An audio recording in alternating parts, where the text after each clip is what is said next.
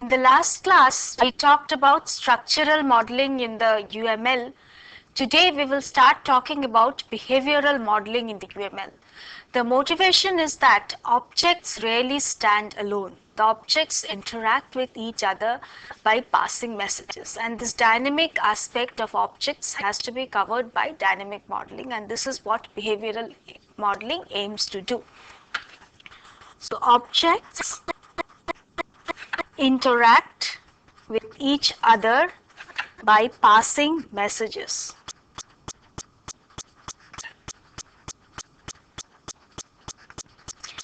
An interaction is actually a behavior. What is an interaction? Interaction is a behavior comprising a set of messages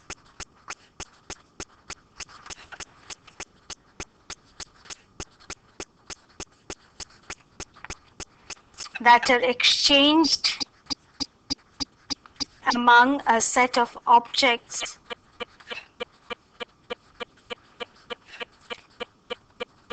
to accomplish a purpose.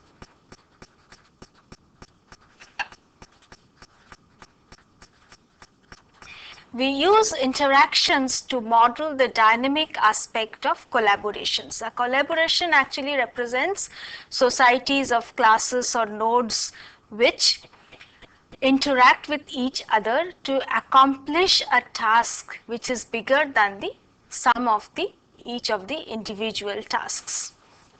So we use interactions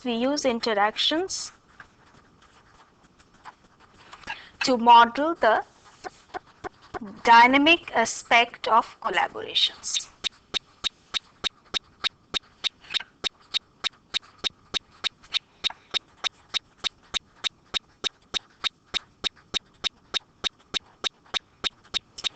A collaboration represents a society of objects, each of them playing specific roles, and all of them work together to accomplish a particular task.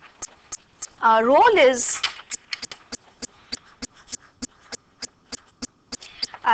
represents prototypical instances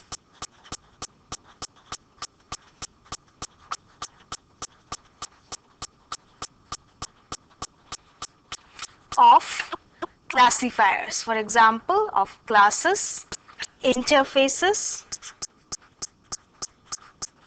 components,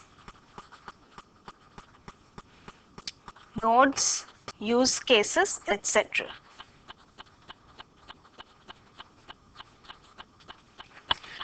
Dynamic aspects of UML are visualized, specified, constructed, and documented as flows of control.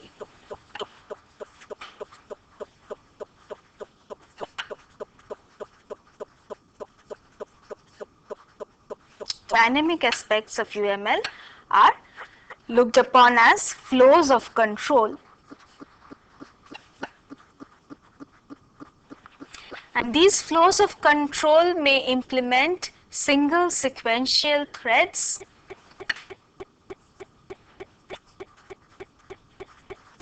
they may encompass single, simple sequential threads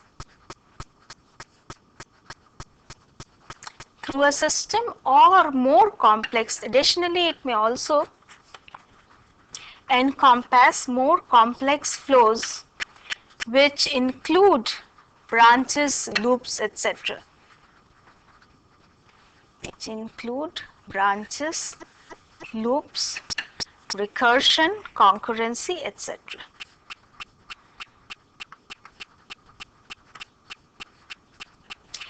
Each interaction can be modeled in two ways.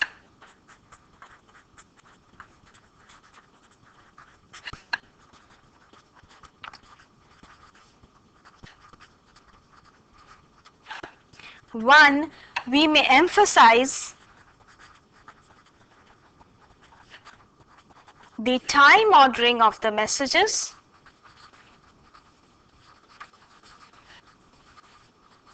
or we may emphasize the sequencing of messages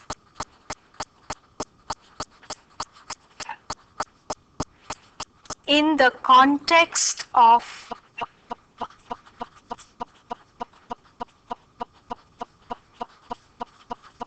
some structural organization of objects.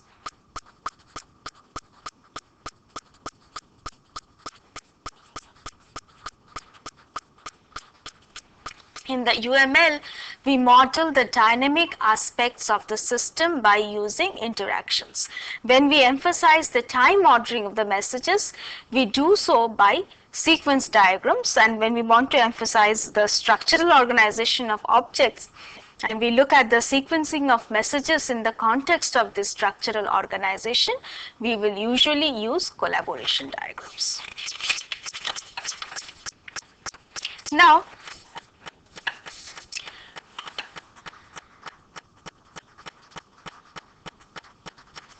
so interactions can be looked upon in two ways. Number one, in sequence diagrams, where we look at how messages are dispatched over time.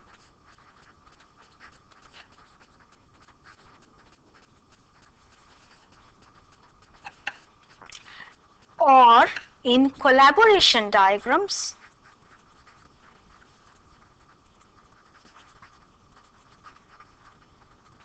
where we look at the structural relationship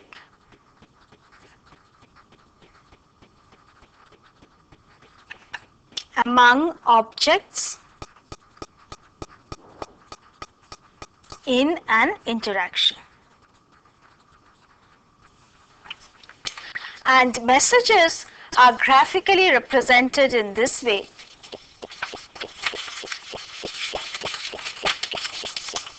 So this is a class, this is an object T belonging to the class A traffic planner, and here is an object P belonging to the class flight plan. So P is an instance of an object, T is an instance of an object, and there is an association between these two classes. So there is a link between these two objects.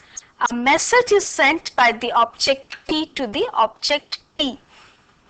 The message is get pause at time T. T is the actual parameter of the message. Note the direction arrow here, which denotes the direction in which the message is sent. We write 1: here, which denotes the sequence number. We would like to denote the time ordering of messages, and one way of doing this is to number them as 1, 2, 3, 4, or 1, 2, 2.1, 2.2, 2.3, 2.3.1, 2.3.2, etc. in the Dewey Decimal format. Look at this other message which is being sent by P to itself, and the message is get last checkpoint, and the sequence number of this message is 1.1. So get pause at time T and get last checkpoint are two messages. This connection between T and P is a link. This 1.1, these are sequence numbers, and these two are objects. So this shows how a message is represented in UML. Let us look at another example of this. Suppose we have this class person and this class company, which are related to each other. There is an association between person and company.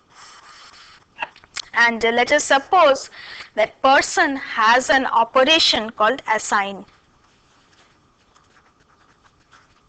Assign D, which takes an argument D of type department.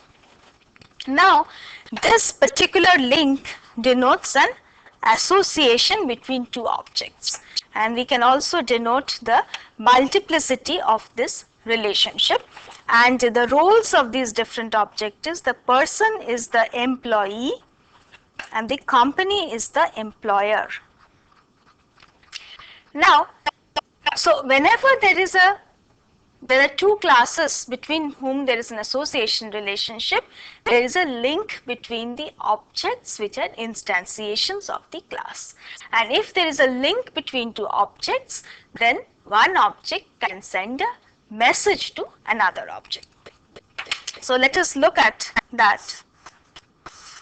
So P is an object of type person, and we have an anonymous object of type company, and there is a link between these two objects, and along this link a message is sent from the company object to the person object, and the message is labeled as assign development. So assign the development department to this employee. So this is actually a link. Assign is the message, and company and person are classes. So we see that a link is a semantic association between objects. A link is a semantic connection among objects, and along a link messages can be sent. So what is a message? Message, as we have seen earlier, is the specification of a communication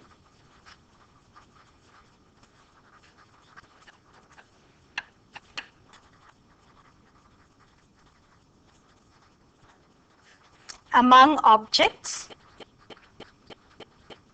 that conveys information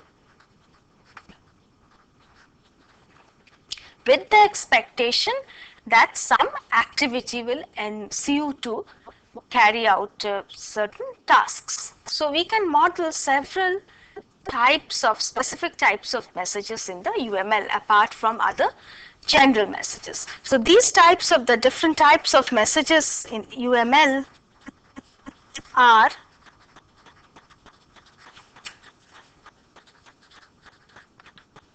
number one, we can have the most important, most common type of message is the call message. And what call message does is invoke an operation on an object.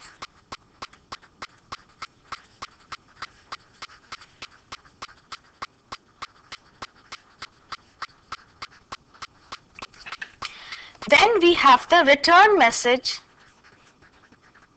which returns a value to the caller.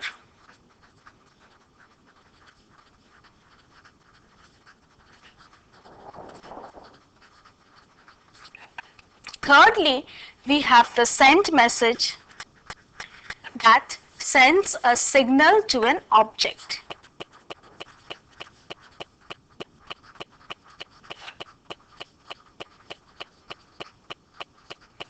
Fourthly, we have the create message, which creates an object.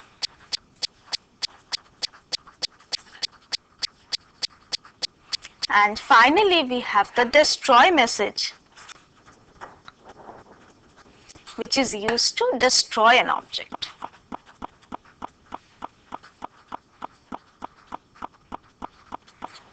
So let us have a look at one of the message diagrams which illustrates some of these different types of messages. So we have this object C, which belongs to the client, belongs to the class client, and we have an object P, which belongs to the class planning assistant. So the interaction between client, and there is another object called ticket agent, which is created by the client class. So let us look at the messages that are passed between these different classes. First, the client, the C, or the client, the object belonging to the client class, sends a create message to create the ticket agent object. So we represent in this diagram an anonymous object of type ticket agent. So this is a create message being passed. Following this, the client C sends a message set itinerary I to the ticket agent. So I is the actual parameter to the message, set itinerary is the name of the message. So this is an example of a call message. Following this, the ticket agent object does some computation which involves it sending a message to itself, and the message that it sends to itself is calculate route. So the ticket agent sends the calculate route message to itself, and this is an example of a call with local invocation. Following this, the ticket agent object sends the return value, so the client object has asked for set itinerary to the ticket agent. The ticket agent returns the value of the variable route to the client. So route is the return value, and this is an example of a return message. Following this, the task of the ticket agent object is over, so the client object C destroys the ticket agent object. Finally, the client object notifies the planning assistant object P that the route has been found. So this is an example of a send message. So it sends a signal to an object. Note that this dotted line, we will have more to say about this later, but this dotted line denotes the lifeline of the different objects.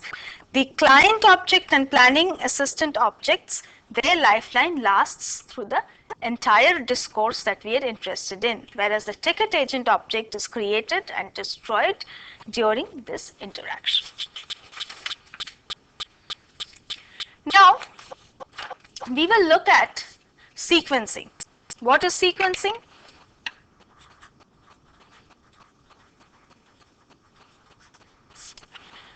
So when objects interact with one another, there is a sequence or time ordering in which the interaction takes place. So when an object passes a message to another class, this may result in that object passing another message to another class, and that object passing another message to a class, and so on. This sequence of the stream of messages forms a sequence.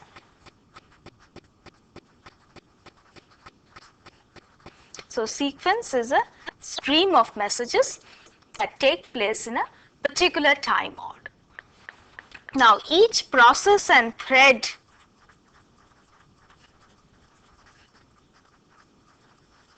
within a system defines a distinct flow of control. Each process and thread within a system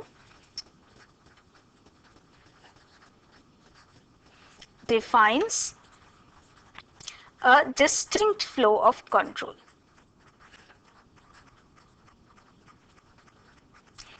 And within each flow, messages are sequenced by time.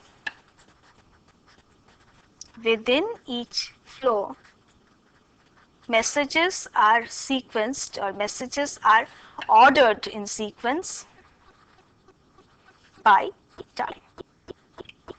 So let us look at an example. Here we have an object of class view, and we have an object of class controller, object C of class controller, and we have another object of type cache. And there is a link between view and controller, and between controller and cache. And the object view of type view sends a message to the object of type controller, and the message is click at. Click at, and the actual argument is P. The direction of the message is from view to controller. And then the controller object sends a message to itself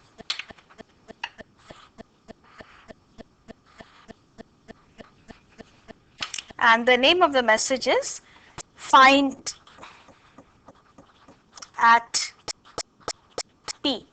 So the controller object finds the object at the position P, and following this the controller object sends a message to the cache, and the message is put recent pick at L. Sorry, this controller object sends a message find at P, and it stores the return value in a variable L. So L equal to find at P. Following this, the controller object sends a message to the cache object, and the message is put recent pick at L. Now, in order to denote this sequence of operations, we give numbers to these messages. Since this message takes place at first, we give it a number, say 1. So 1 colon click at P. And then we can say that these messages are subsequences of this message. So we can give them numbers 1.1 and 1.2. So this denotes so if you give numbers like 1, 1.1, 1.2, this denotes a nested flow of control.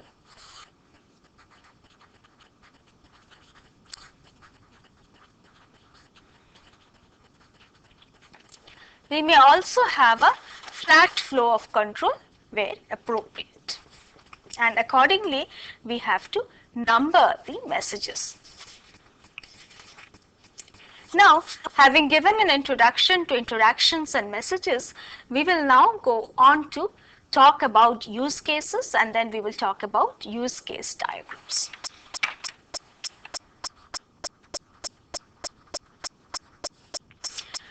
For a long time, object developers struggled with how they got their information from the clients, or from the where they got the information for modeling and development of the system from the users of the system. And in 1992, Ivar Jacobson presented the use case, and which has had quite a bit of impact. And it's a simple way of communicating the specifications of the system from the client side to the developer side. And this sort of use cases have been used in subsequently in other object-oriented analysis and design techniques. For example, UMT use scenarios, which are actually a variation of use cases. And use cases have since become quite popular. So what is a use case? Use cases are used during analysis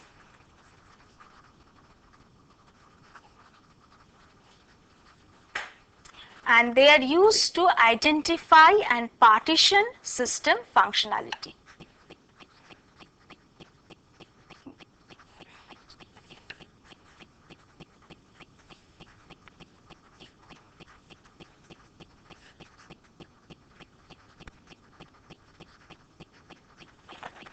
What is a use case?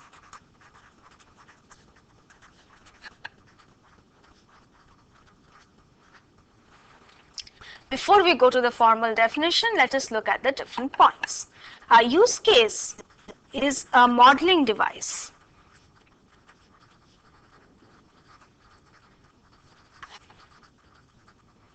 and it is used to describe the functional requirements of a system.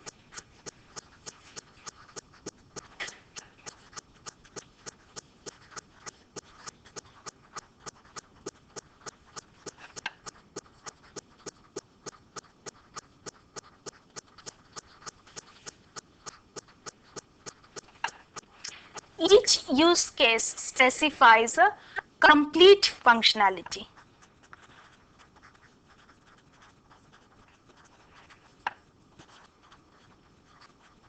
Specifies a complete functionality or a general usage of the system.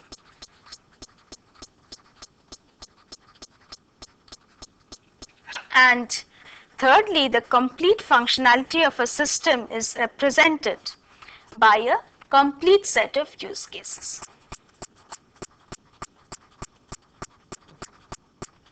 the total functionality of the system is represented by a complete set of use cases.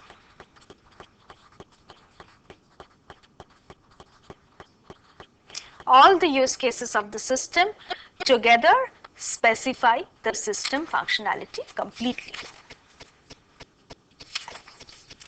So let's now come to the formal definition of a use case.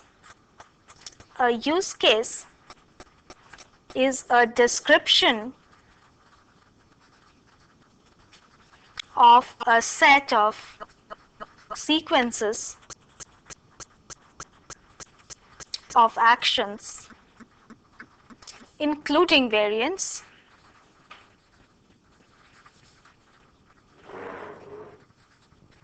that a system performs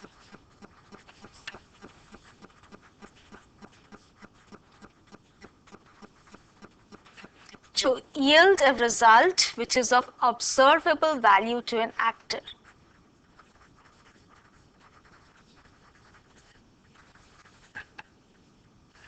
To yield an observable result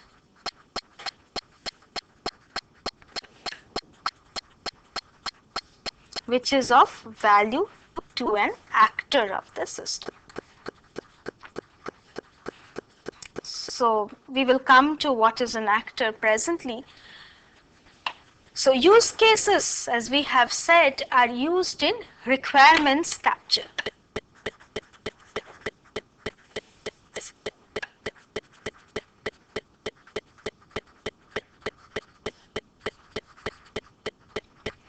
Each use case represents an interaction between an actor or user and the system.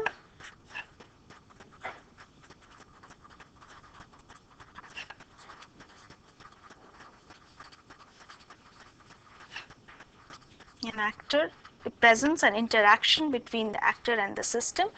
Use cases are usually uncovered in discussion with the users of the system or the client of the software.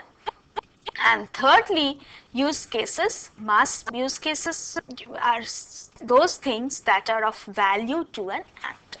So let us consider an ATM system.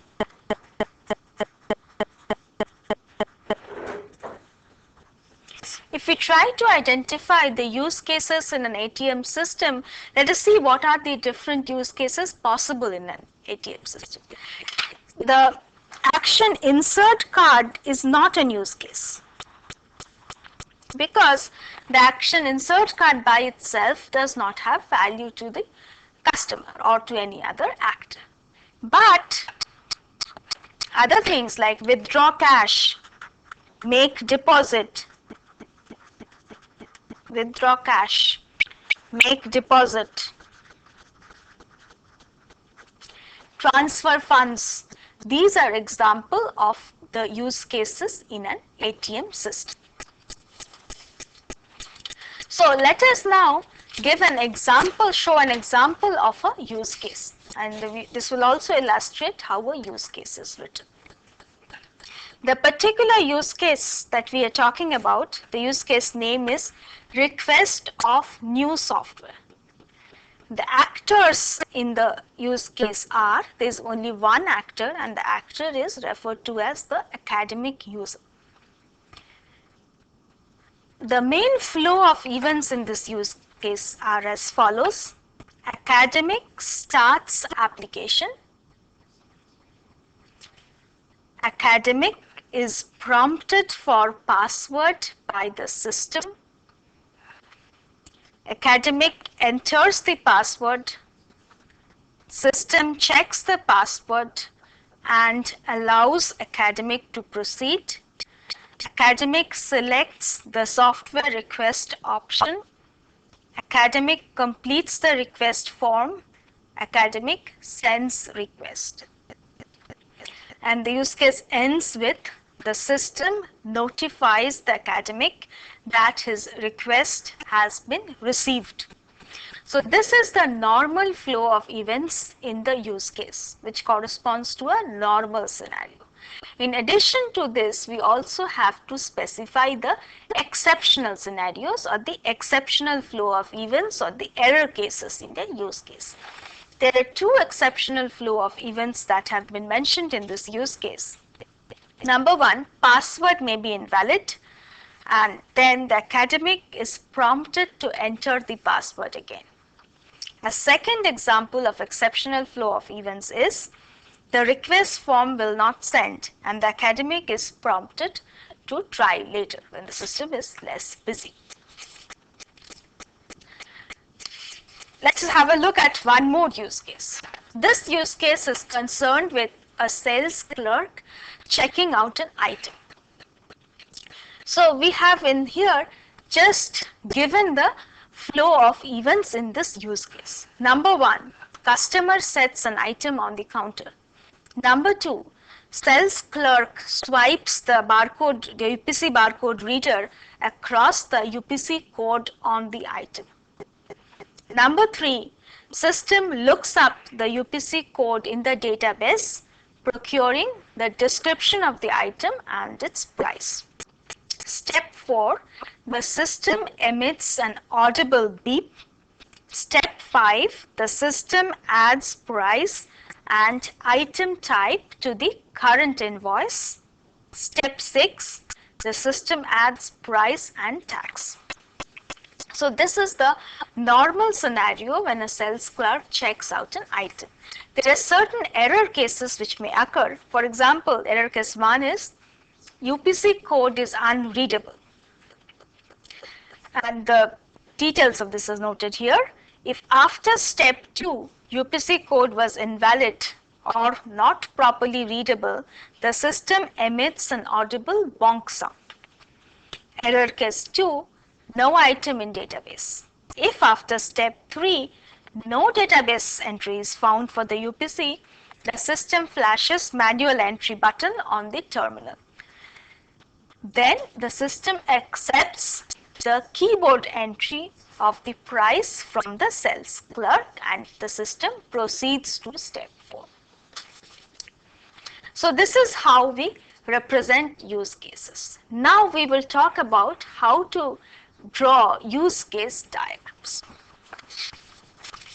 So we have already talked about use case diagrams. Use case diagrams are in fact very simple diagrams. In fact, their simplicity, in their simplicity lies the strength.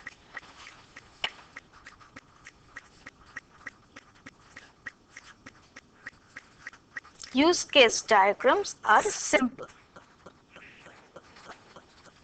So the use case diagrams help, because they are so simple, they help the developer to think generally and not get bogged down in detail.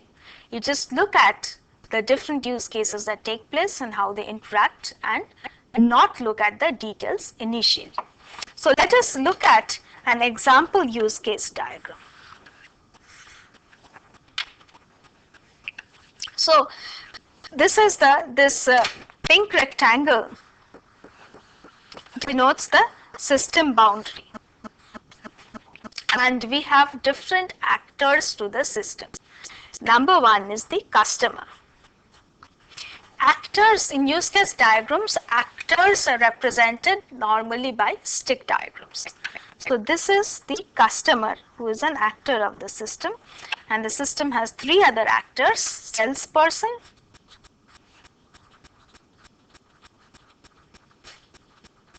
shipping clerk, this is the shipping clerk, and thirdly the supervisor.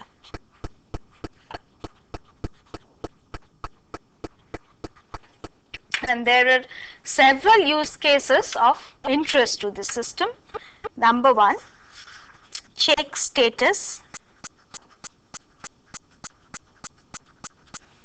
Number two, place order.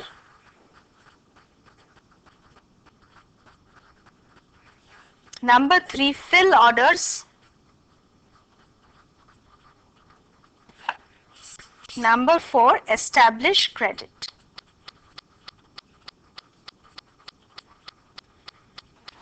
For each use case, we have to draw links with the actors who are involved in the use case. For example, for the check status use case involves the customer and the salesperson. So these links are bidirectional links between salesperson and check status and between check status and customer. Then place order also involves the customer and the salesperson. The fill orders is the shipping clerk is in charge, is in control of the fill orders. And established credit involves the customer and the supervisor. So this is an example of a use case diagram. Now let us see what is an actor and how to identify an actor in a system.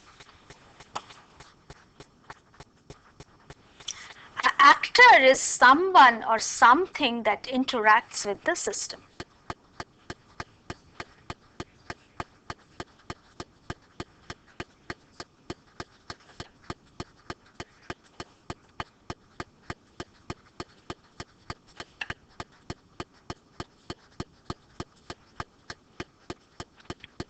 Typically, actors are the users of the system.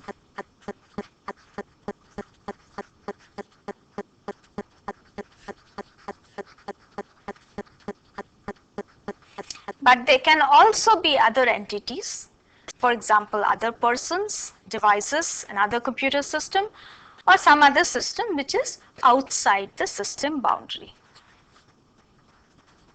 Can also be other entities,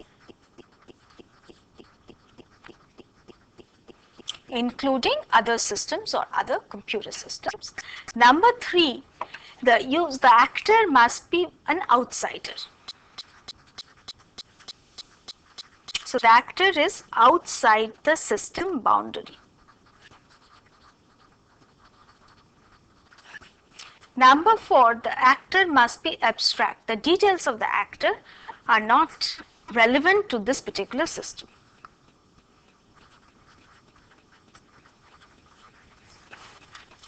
Actors can also be classes and they may occur in other class diagrams. The actors may be classes or are sometimes classes. An actor can be active or passive. An active actor initiates a use case and it may or may not receive results from the use case. And a passive actor is the one who does not initiate the use case.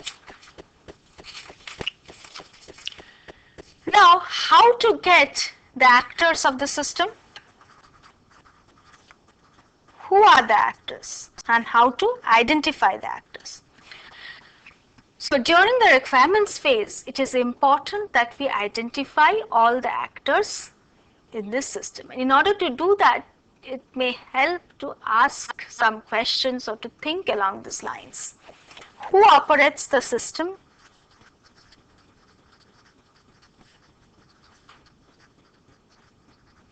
Who administers the system?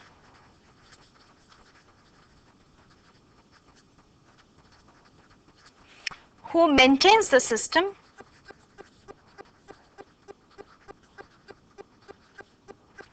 What other systems use the data produced?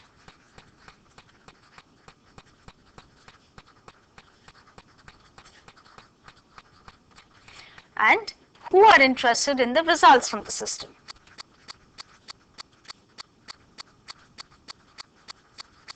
Who is interested in reports or results from the system?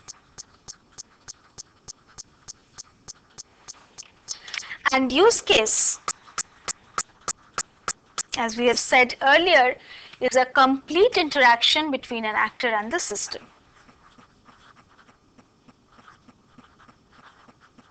Use case is a complete interaction between an actor and the system.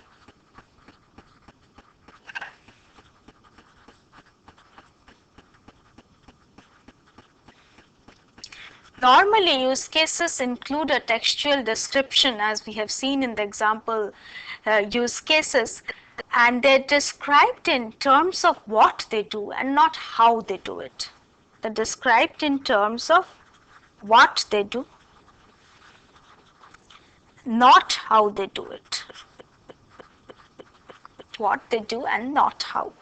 Thirdly, use cases, as we have already said, should be of value to an actor.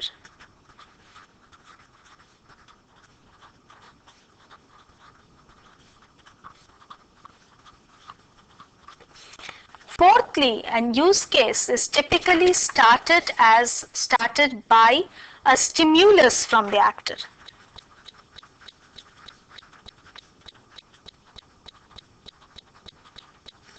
And this actor is the active actor, and they may send data to a passive actor in the use case. And the use case resides within the system boundary. So the actor use case communication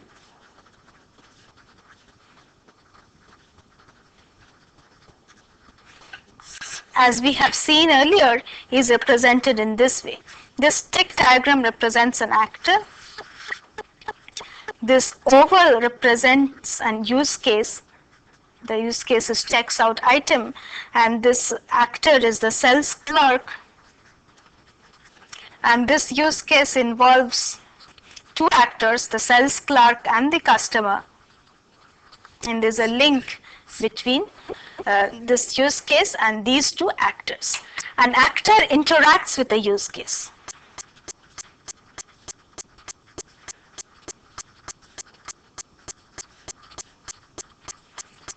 And this interaction is via communication associations.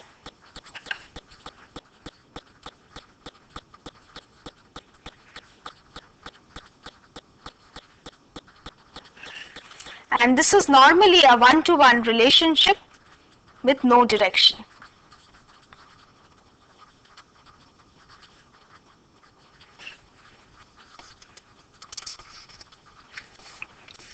Now, let us look at other ways of some certain ways of.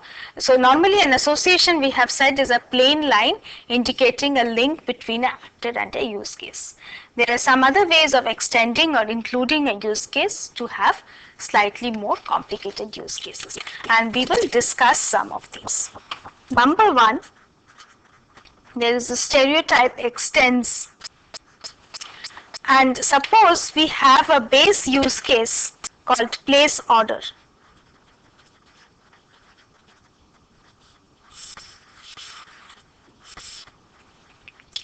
And we have another use case called request catalog.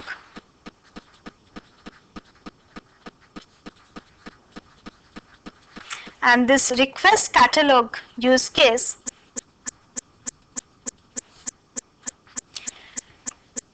is same as place order use case, but it includes some other extensions. So we say that this request catalog use case extends the place order use case.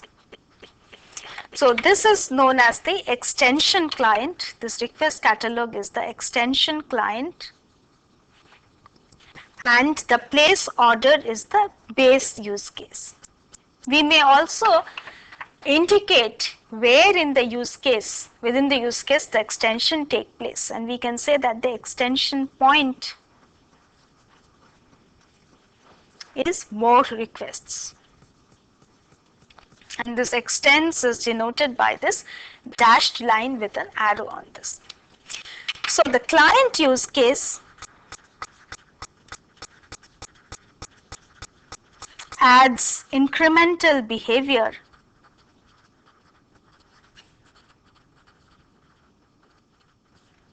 to the base use case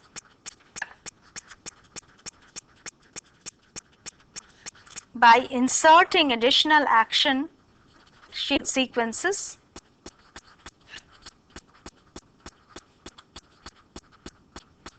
into the base sequence.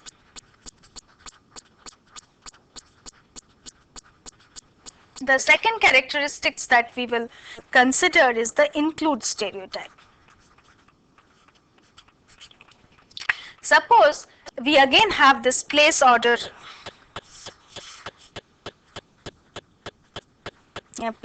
use case, and we have a supply customer data use case.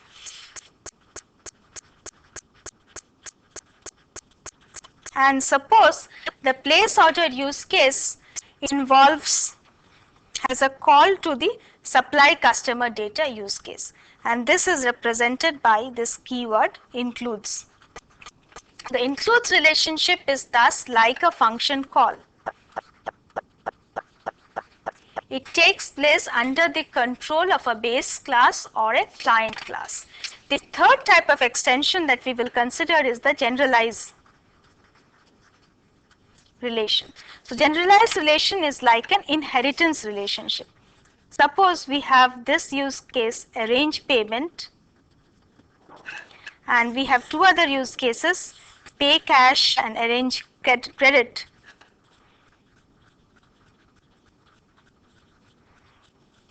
And there is an inheritance relationship between pay cash and arrange payment, and arrange credit and arrange payment.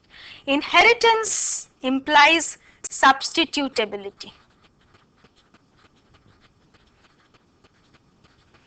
That means whenever arrange payment is callable, we can do that by calling pay cash. So pay cash is acceptable wherever arrange payment is acceptable. Similarly, arrange credit is acceptable wherever arrange payment is acceptable. Now we denote these, show these use case associations in the following diagram.